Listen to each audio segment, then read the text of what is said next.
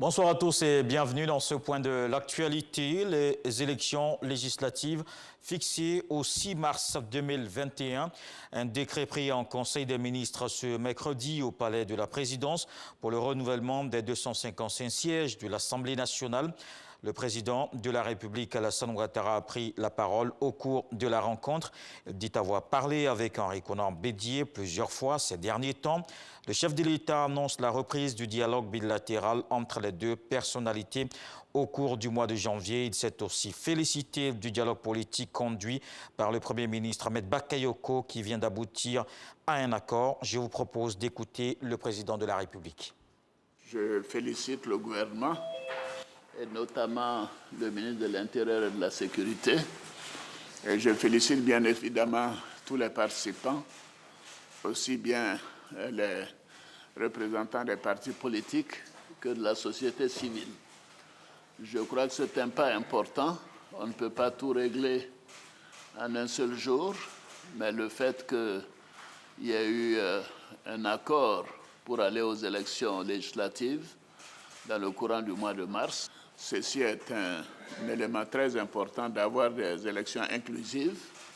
Et je note que tous les partis politiques ont indiqué leur souhait de participer à ces élections, qui nous permettra de voir le vrai paysage politique de notre pays après plus de 10 ans d'absence de certains partis politiques.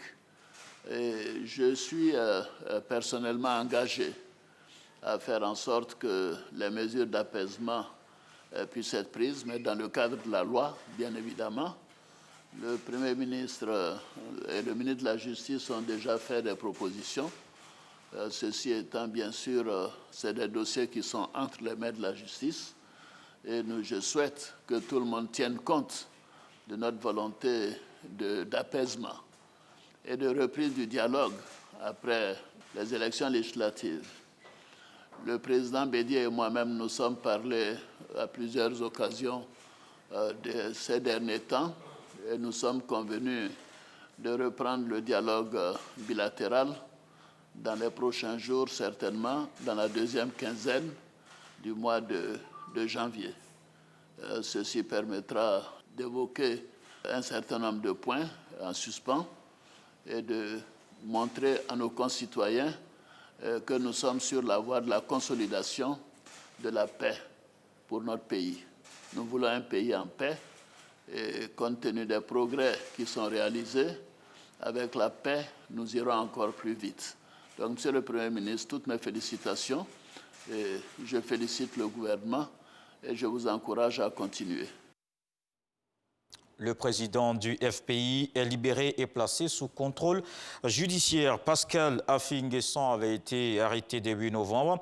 Il s'est présenté aujourd'hui devant un juge du 9e cabinet d'instruction. Affi-N'Guessan est poursuivi pour plusieurs chefs d'accusation, dont complot contre l'autorité de l'État, mouvement insurrectionnel, assassinat et acte de terrorisme. Dans le reste de l'actualité en Centrafrique, ce mercredi 30 décembre, la plateforme de l'opposition de la CODE 2020 a fait une déclaration. Elle dénonce plusieurs dysfonctionnements et demande l'annulation et la reprise des élections.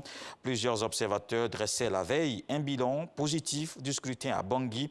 L'opposition entend réunir tous les éléments de preuve avant de poser le recours, ce qui ne peut avoir lieu qu'après l'annonce des résultats provisoires prévus le 4 janvier.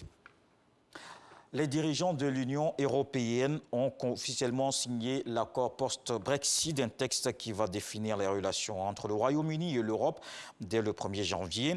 La procédure de divorce n'est pas encore bouclée. Il s'agit là d'un accord provisoire. Il va maintenant être voté par le Parlement du Royaume-Uni.